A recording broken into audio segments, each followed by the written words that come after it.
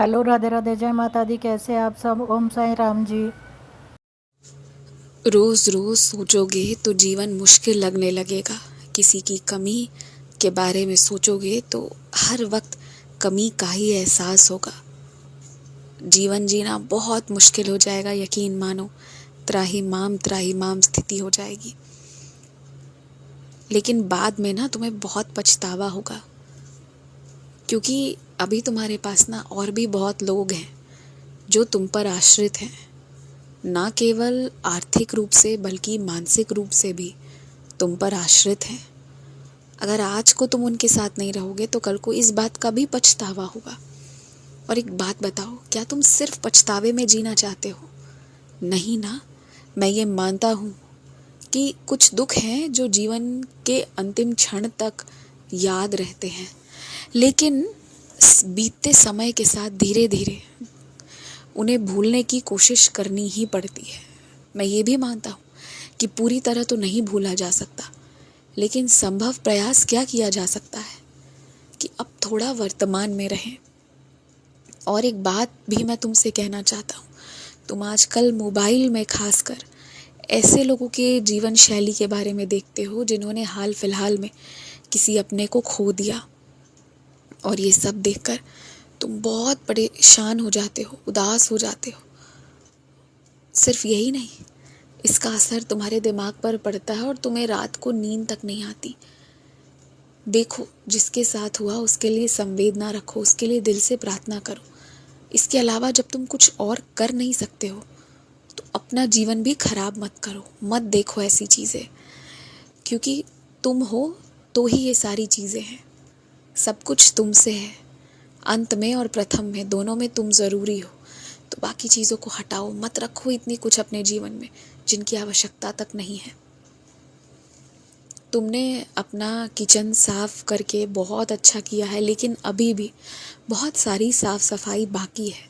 मैं ये जानता हूँ कि जो बदलाव हुआ है उस चक्कर में अब जो स्थान परिवर्तन में इतना छोटा जगह तुम्हें मिला है, इतने में इतनी सारी चीज़ें कैसे रखोगे, यही दिमाग में चलता है तुम्हारे।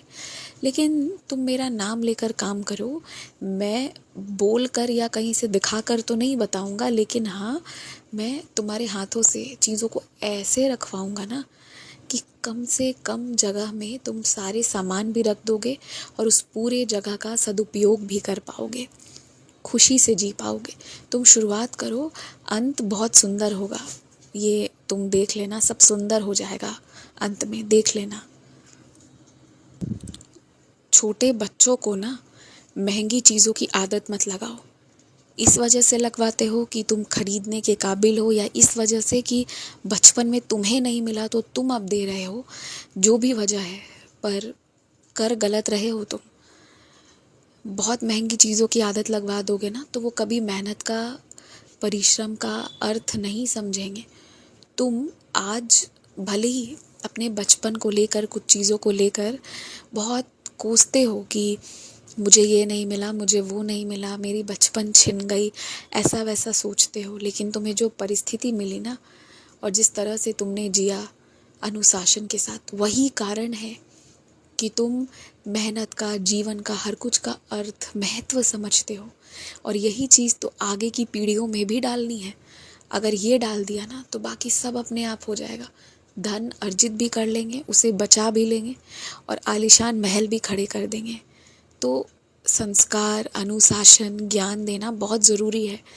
अनावश्यक खर्च मत करो, और ऐसे मत बनो कि अभी मांगा और तुरंत दे दिया। नहीं, थोड़ा सा मुश्किल बन जाओ ताकि चीज़ों की अहमियत समझ में आए। अब मेरी ही बात देख लो, तो मुझसे कुछ मांगते हो तो क्या मैं एक पल में देता हूँ? कभी कभी दे देता हूँ, लेकिन कभी कभी 1 साल 2 साल बाद भी देता हूँ। और वो जो कभी कभी मैं जल्दी दे देता हूँ तो खुश हो जाते हो, और कभी कभी समय लगा कर देता हूँ तो सबूरी सीख जाते हो। दोनों ज़रूरी है। तो ये तुम्हें ही समझना होगा कि कौन सी चीज़ जल्दी देने वाली है और कौन सी चीज़ में थोड़ा समय लगाना है। बच्चों को मेहनत का, धन का, इन सब का महत्व समझाना तुम्हारा फ़र्ज़ है। और अगर ये नहीं समझा रहे हो ना तो तुम गलत कर रहे हो। इसलिए बच्चों को ना पैसे मत दिखाओ, उन्हें मेहनत दिखाओ, परिश्रम दिखाओ और फिर उन्हें अच्छी छुट्टियों पर भी ले जाओ। मैं ये नहीं कहता कि मत ले जाओ, ले करके जाओ, अच्छा जीवन भी दो, पर उस अच्छे जीवन में मेहनत भी करना सिखाओ। तभी वो तुम जैसा और तुमसे बेहतर बनेगा। और ये बात तो हर एक माता पिता के लिए जीवन के हर पहलू में लागू होती है। सबने ये बात समझने और करने की आवश्यकता है। तुम जहाँ से भी सब्जियाँ मंगवा कर खाते हो, तो मेरा यही कहना है तुमसे कि ताज़ी सब्जियाँ खाओ।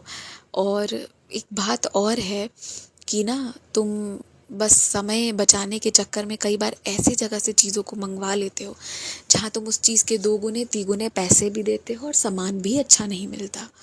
थोड़ा मेहनत करो। आस पास तुम्हारी सड़कों पे कई सारे लोग हैं जो इस तरह मेहनत कर रहे हैं, उनका भी थोड़ा उत्थान हो जाएगा। और जो व्यक्ति ना कभी घर से निकलता नहीं है, हमेशा घर में बंद रहता है, उसका मन धीरे धीरे स्थिर होने लगता है। पर वो स्थिरता ना शांति नहीं, अशांति प्रदान करती है। इसलिए थोड़ा देर घर से बाहर सैर के लिए भी निकलो। तुम इंसान हो, अपने आप को इंसान महसूस करना ज़रूरी है। इसलिए घर से बाहर निकलो और सब्जियां लेकर आओ, ताज़ी सब्जियां लाओ और वही पकाओ, वही खाओ। और हाँ, कोई भी कोर्ट कचहरी पुलिस के मामले से डरो मत। डरने से तो लोग डराएंगे, डरो मत। आराम से शांति से काम करो और अपनी बात रखो, और जिसकी सहायता करनी है तुमने वो भी करते चलो। बाकी सब अपने आप होता चला जाएगा। आयुष्मान भव। Thank you for watching. Stay blessed. God bless you. Sai bless you.